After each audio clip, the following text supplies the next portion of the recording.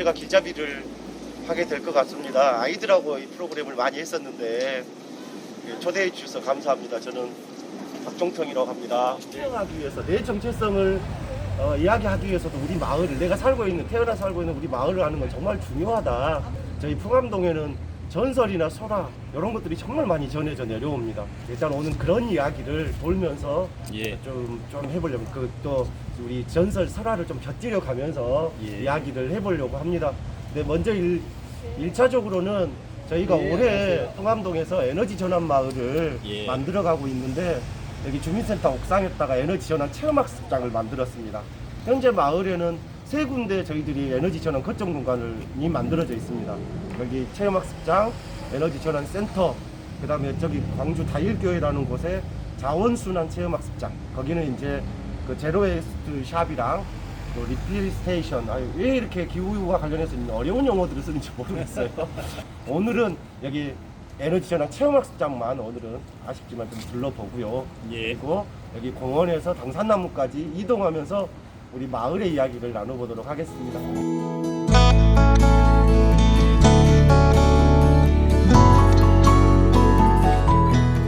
탄소 중립을 선언을 했죠. 문재인 대통령께서도 2년 전 겨울에 12월 달인가 흑백 텔레비전으로 연출하면서 2050 탄소 중립을 선언을 했습니다.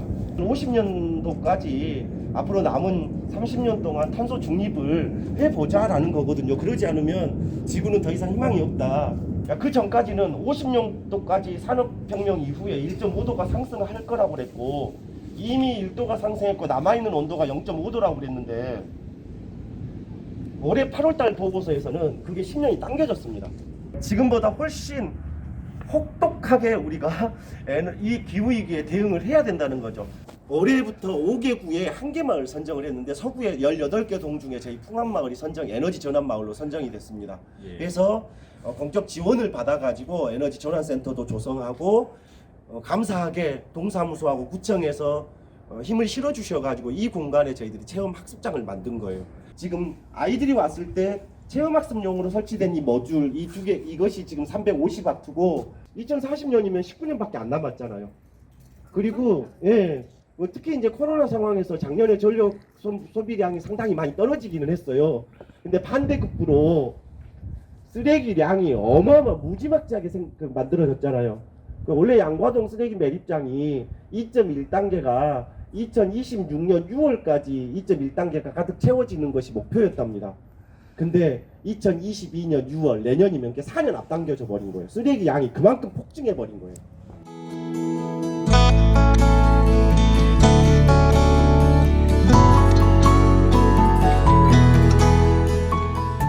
코드를 꼽아놓고 안 틀어도 전력은 계속 사용되고 있다.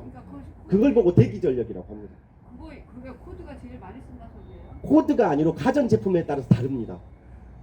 예를 들어서 텔레비전을 틀 때도 전력이 소모가 많이 되지만 텔레비전을 끄더라도 코드를 꽂아놓으면 전력은 흐르고 있다는 거예요. 네, 그래서 공부가 좀 필요한 것 같습니다. 특히 이제 에너지 관련해서는 저희들도 계속 강의 듣고 공부하는데 어려워요. 왜냐면 전문 용어가 많아요.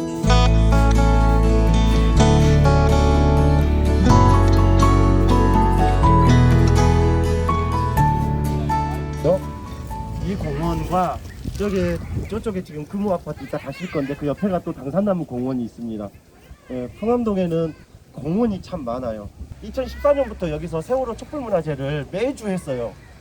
매주 수요일날 밤에 저녁에. 그러니까 이곳은 저희에게는 저희들이 모이는 공간이고 또 주민들과의 만남의 공간이기도 합니다.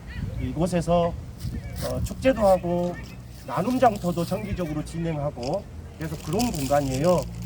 자, 보시면 우리 앞에 지금 뭐가 보이죠? 이 앞에 이것들이 뭘 것 같아요? 고인돌? 고인돌이에요. 고인돌이에요? 네, 고인돌이 여기도 있지만 당산나무 공원에도 몇 기가 있습니다. 그러면 풍암동에 고인돌이 있다라는 건 적어도 고인돌을 만들었던 그 시대부터 사람들은 살았다는 거잖아요. 역사책에 보면은 선사시대를 들여다보면 고인돌은 청동기 시대의 유물이죠. 부족장의 무덤으로 만들어졌다고 해요. 그럼 적어도 청동기 시대부터 이 지역에는 터를 잡고 살았다. 근데 여기에 있는 이 고인돌이 풍암마을에 있었던 고인돌만 있는 건 아니고요.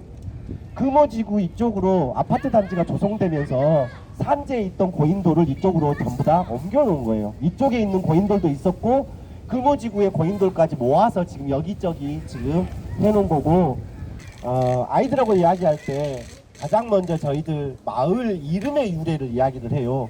왜 풍암동이냐, 왜 신암동이고 왜 울리마을이냐, 이런 이야기인데, 풍암동은 아이들한테 물어봅니다. 그럼 아이들은 전부 다 그 풍자를 뭐라고 해야 된다고 할까요? 바람. 네, 맞아요. 아이들은 바람풍 정도는 압니다. 바람풍, 바람이 많아서 바람풍이에요. 근데 단풍 풍자입니다. 네, 가을 단풍이 참 아름다워서 단풍풍의 바위암, 금당산에 바위가 꽤 많거든요. 그래서 이제 풍암이고, 신암마을은 왜 신암일까? 옛날에, 그러니까 이건 설이에요, 설. 명확하게 왜 신암인지는 알 수는 없지만 그렇게 전해져 내려오더라고요. 찾아보니까, 그것도 원주민들한테 여쭤보니까 옛날에 이쪽 인근에 샘이 많았답니다. 샘, 곳곳에 샘이 많았는데 옛날 어르신들 말고 우리 교수님도 샘을 뭐라고 하시죠? 시암이라고 그러죠. 시암. 시암, 시암. 그래가지고 신암이 됐다라는 설이 있더라고요.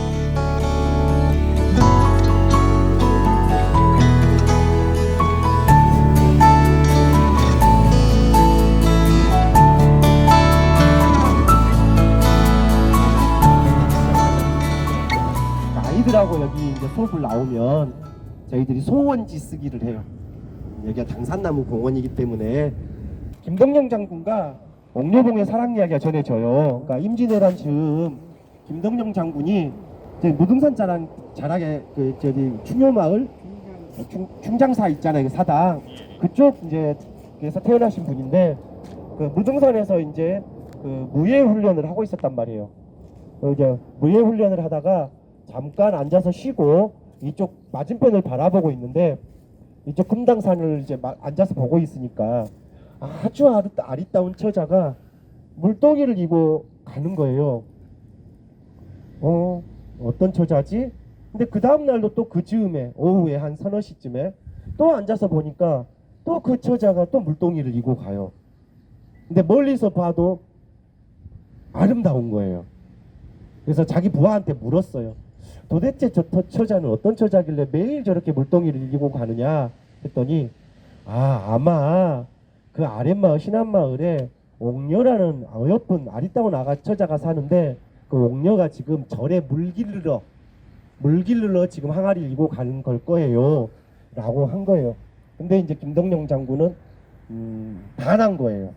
그래서 그 다음날 흰 말을 타고 한 번에 훌쩍 뛰어넘어서 무등산에서 우리 여기 금당산 정상에 훌쩍 뛰어넘어서 당도합니다. 그래서 저기 금당산 꼭대기 가면은 바위로 이루어져 있거든요. 말굿바위가 있어요. 말굿바위. 거기에 말 발자국 그 태죽이 있어요. 그런 이야기가 전해지는 거죠. 그래서 설하잖아요. 그러니까 말굿바위가 너무 흔해요. 소녀들은 뭐, 그거 안 보인디. 개연성도 없고 그렇기는 하지만 한 뒤쪽에 근데 이제 김덕령 장군과 관련된 설화들을 보면 다 그렇습니다. 힘이 너무 세고 또 막 그래가지고 그런 이야기가 많습니다. 그리고 올해는 매월 첫째 주 토요일 날 오후 2시부터 4시까지 1코스부터 8코스까지 계속 걸었고 아마 11월 달 다음 주 토요일 날 이번 주 말고요. 다음 주 토요일 날이 아마 올해 마지막 걸음이 될 것 같아요.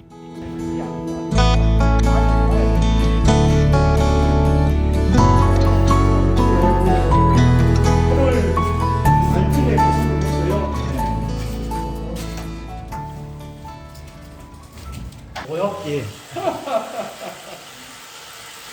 꺼졌을 때하고 펴졌을 때가 다르게 보여야죠. 네. 근데 박 선생님 그거 아시죠? 옛날에 자전거는 그 밤에 후레쉬 그 앞에 헤드라이트가 뒤에다가 맞아요. 있었어. 네, 맞습니다. 타고 가면 이제 타고 가면 저절로 켜져. 이걸 요놈이 지가 발전해 갖고. 고구마를 굽는다거나 그런데 아주 뜨거운 여름날은 그게 가능합니다. 근데 요즘처럼 이제 일조량이 조금 이제 적고 빛이 이렇게 약할 때는 시간이 너무 오래 걸립니다. 이걸로 뭐 계란을 굽는다거나 이 정도까지는 어렵고 그래서 이건 학습용으로 이제 비치해 놓은 거예요. 여름날은 그게 가능한데 시간이 너무 많이 걸리고 여기에 지별판이 있어가지고 이게 전력을 만들어가지고 집적시켜서 이게 자동차가 움직이게끔 하는 아이들이 좋아할 만한 거죠. 이건 다 학습용들. 실은 어찌 보면 플라스틱이고 하니까 이것은 또 환경으로 보면 이건 또 이제 쓰레기를 만들어내는 건데 그냥 학습용으로 저희 하나 손에 보고 100개를 얻으면은 이제 남는다 그 말이거든요. 네.